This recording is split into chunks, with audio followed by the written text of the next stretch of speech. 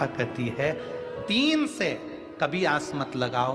पहला, अपने माँ बाप से ज्यादा चीज की आस मत लगाओ। उन्होंने काबिल बना दिया, अब बाबा से विनती करो, बाबा हमें माँ बाप का नहीं चाहिए, हमारे भाग्य का देना, हमारी मेहनत का देना। माता पिता से ज्यादा की आस ना लगाई जाए, माता पिता का आदर करा जाए। दूसरे नंबर पर अपने ससुराल से ज्यादा आस मत लगाओ। दूसरे नंबर पर अपने ससुराल से आस मत लगाओ। उस बाप ने, उस मां ने अपनी बेटी को पढ़ा लिखा कर, अपनी बेटी को काबिल बनाकर, अपनी बेटी को पढ़ा लिखा कर काबिल बनाकर तुम्हारे लायक कर दिया, और अपनी जिंदगी की दौलत जिसने अपनी बेटी को पढ़ा लिखा कर काबिल बनाया, उसने तुम्हारे साथ विवाह कर दिया। और उस ससुराल वालों से तुम गाड़ी की आस कर रहे हो, अंगूठी की आस कर रहे हो, फ्लैट की आस कर रहे हो, सोने की चेन की आस कर रहे हो, विदाई में घड़ी और सोफा सेट की आस कर रहे हो। पहले नंबर पर अपने माँ बाप से आस मत लगाओ, दूसरे नंबर पर अपने ससुराल से आस मत लगाओ, और तीसरे नंबर पर कहा कि दरवाजे पर, अपनी दुकान पर कोई ग्राहक आए, अपने ऑफिस में कोई कस्टमर आए, उससे बहुत सारे धन की आस मत लगाओ। थोड़ा बड़ा कर दो, मना नहीं, पर एकदम ज्यादा बड़ा कर नहीं। जब हम किसी ग्राहक को 10 रुपए की चीज 20 में देना चालू कर देते हैं तो वो एक बार तो ले लेगा, 2 बार ले लेगा, पर दूसरी बार नहीं आएगा। पर हम उसी ग्राहक को अगर थोड़ा सा बड़ा कर देंगे ना, थोड़ा बहुत बड़ा कर देंगे, तो वो जिंदगी भर जुड़ा रहेगा, तुम्हारे पास आता रहेगा। 3 से आस ज्यादा नहीं लगाना चाहिए। जम के बोलो पहले नंबर पर, जम के आवाज जलाएं। पहले नंबर पर माता पिता। जितनी बहुएं बैठी हैं, जितने बेटे बैठे हैं, तुम्हारे बाप के पास में, तुम्हारे पिता के पास में, तुम्हारे भाऊ के पास में जमीन है, जायदाद है, बंगला है, गाड़ी है, सब होने दो। तुम्हें जन्म देकर काबिल बना दिया, पढ़ा लिखा दिया, तुम्हें अच्छा बना दिया। अब तुम्हारे ऊपर निर्भर करता है कि तुम कितनी जमीन, कितनी गाड़ी, कितने बंगले कर सकते हो। माँ बाप की जायदाद पर सोचे ही मत कि मुझे हिस्सा चाहिए, बल्कि ये विचार करो कि मेरे रहते रहते मैं इतना कमाऊं, एक दिन मैं खुद बंगला बनाऊं और अपने माँ बाप को उस बंगले में रखूं।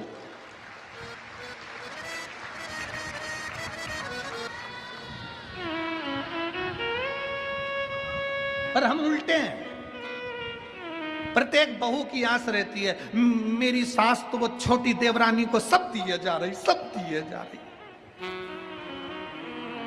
मेरी सास तो वो जेठानी को सब दिए जा रही, मेरी सास तो वो जेठानी को सब दिए जा रही, मुझे कुछ नहीं दे रही।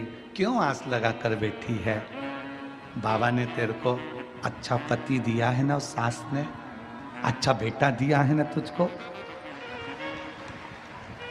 खूब आशीर्वाद दिया है ना तुझको, बहुत। अब ये विचार कर, मुझे सास का धन नहीं, मुझे ससुर की दौलत नहीं, ये विचार कर भोलेनाथ जी को जल चढ़ाते समय कहे कि मेरे पति का हाथ पकड़ना भोलेनाथ, और मुझे सास ससुर की दौलत नहीं, मेरे पति के बल की दौलत होना चाहिए, मेरे बेटों के बल की दौलत होना चाहिए। और वो दौलत हो कि एक दिन में मकान बनाकर, बंगला बनाकर, फार्म हाउस बनाकर, जमीन जायदाद कर कर, एक दिन में दुकान बनाकर अपने घर के बुजुर्ग पिता को और माता को उनके मरने से पहले उनको भी दिखाऊं कि पापा, बाबूजी, देखो मैंने ये बंगला बनाया है, देखो ये घर बनाया है। माँ बाप तुमसे धन नहीं लेंगे, पर माँ बाप इतने खुश हो जाएंगे कि मेरे जीते जी मेरा बेटा अपना काम करने लगा, आगे बढ़ने लगा, उन्नति की ओर चलने लगा। अब बहुओं की सोच बनी हुई है कि हमारी सास हमें अंगूठी देगी, हमारी सास हमें चेन देगी, हमारी सास हमको साड़ी दिलाएगी, हमारी सास इला कर देगी। बहुओं को चाहिए सास साड़ी दिलाए, ये आस मत रखो। बहुओं को चाहिए कि हे माँ जगजननी जगदम्बा दुर्गा भवानी, ऐसी कृपा करना, मेरा ऐसा अखंड सौभाग्य रखना कि मैं अपनी सास को भी साड़ी अखंड सौभाग्य के साथ दिलाती रहूं। मैं किसी से लूं वो आस नहीं, मैं किसी को दूं। शिव महापुराण की कथा में क्या होता है? शिव महापुराण की कथा में होता क्या है? शिव महापुराण की कथा में यही होता है, एक पंडाल में लोग बैठकर बिस्कुट टॉफी कोई देकर जाता है, कोई कुछ पानी की बोतल लाकर देकर जाता है, कोई बेसन रोटी लाकर देकर जाता है, कोई भोजन लाकर देकर जाता है, खा लेते हैं। अगली कथा 2-3 कथा के बाद 3 महीने निकलते हैं, बाबा ऐसी कृपा कर देता है कि तुम्हें इस लायक बना देता है कि तुम दूसरे को खिलाना प्रारंभ कर देते हो। शिव महापुराण की कथा देना सिखाती है तो लेना भी सिखाती है।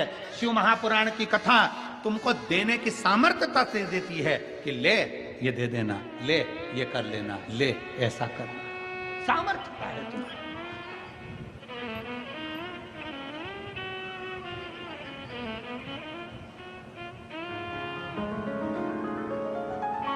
तुम्हारी सामर्थ्यता है।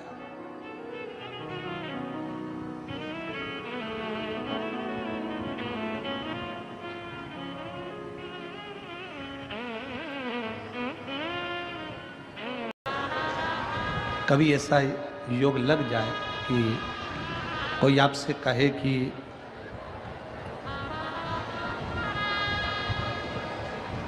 आपके शरीर में बहुत भारी कोई रोग हो गया और बहुत बड़ा रोग है, बहुत रोग, और शरीर में बहुत बड़ा रोग हो गया हो और वो रोग समाप्त नहीं हो रहा, वो रोग समाप्ति की ओर जा ही नहीं रहा, रोग समाप्त हो ही नहीं रहा, तो एकांक्षी नारियल लीजिए। श्रीफल, नारियल देखा है सब लोगों ने?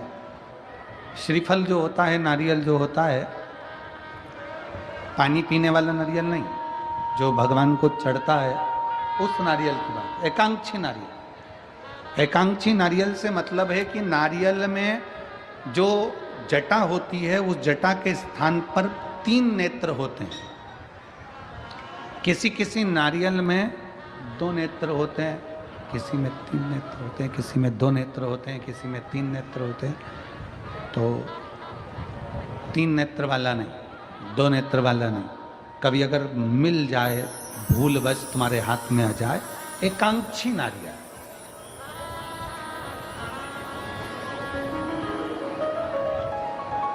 एक नेत्र वाला। पहले बताओ देखा है कि नहीं देखा? पहले ये तो बोलो कि नारियल के पीछे 3 आंखें दिखती हैं, 3 आंखें, किसी में 2 आंखें नजर आती हैं। उसी तरह एक एकांक्षी नारियल, एक नेत्र वाला। कभी अगर मौका लगे और अगर रोग बढ़ रहा है, घट नहीं रहा, तकलीफ बढ़ रही है, घट नहीं रही, सारे इलाज करवा लिए, सारी दवाइयाँ ले ली, सारी जांचें करवा ली, सारे डॉक्टरों को दिखा लिया, उसके बाद भी अगर आराम नहीं लग रहा है तो एकांक्षी नारियल। और उस एकांक्षी नारियल के साथ में 7 दुर्वा, 7 बेलपत्र, 7 दुर्वा, 7 बेलपत्र, 7 पीले कनेर के पुष्प हाथ में लेकर, जो व्यक्ति बहुत ज्यादा बीमारी अवस्था में है और दवाइयां भी अगर लॉक नहीं कर रही हैं, डॉक्टर की दवाइयां खाते रहो, दिखाते रहो, उसके साथ में वो एकांक्षी नारियल जिसकी एक आंख है, 7 दुर्वा, 7 बेलपत्र, 7 पीले कनेर के पुष्प हाथ में लेकर श्री शिवाय नमस्तुभ्यम कहते हुए हाटकेश्वर महादेव का नाम लेकर। कौन से महादेव?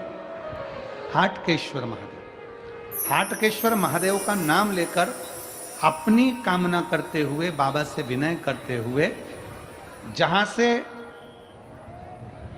जैसे ये शिवलिंग है, ये जलाधारी है, ये जलाधारी से जल बह रहा है, ये जल बहकर जहां से जाता है, ये जल बहने के स्थान जहां तक है, उसके बीच में कहीं पर भी, जहां जल बह रहा है ना, ये पानी बहकर जहां जा रहा है, उस स्थान पर कहीं पर भी वो जल बहकर जहां से जा रहा है जमीन पर, उस स्थान पर कहीं पर भी उस नारियल को, एकांक्षी नारियल, 3 आंख वाला नहीं, 2 आंख वाला नहीं, एक नेत्र वाला एकांक्षी नारियल, सफेद पीला कनेर, 7 बेलपत्र, 7 दुर्वा के साथ में उसको रख दीजिए और 1 लोटा जल देवाधिदेव महादेव को दक्षिण के भाग में खड़े होकर, उत्तर की ओर मुख कर यहाँ बैठकर या खड़े होकर इस भाग में उधर की ओर देखते हुए जल समर्पित कर दीजिए। उसमें से 1 बेलपत्र, 1 दुर्वा उठाकर लिया, उसी में से 1 कनेर का पुष्प अशोक सुंदरी वाली जगह पर समर्पित कर दो। दुर्वा सुबह के समय पर खाना है, बेलपत्री दोपहर के समय पर खाना है। उसके बाद में 15 दिन 8 दिन बाद फिर वापस जांच कराओ, आपके रोग में आराम मिलना प्रारंभ हो जाएगा। शिव उसको ठीक होना प्रारंभ करेगा। एकांक्षी नारियल।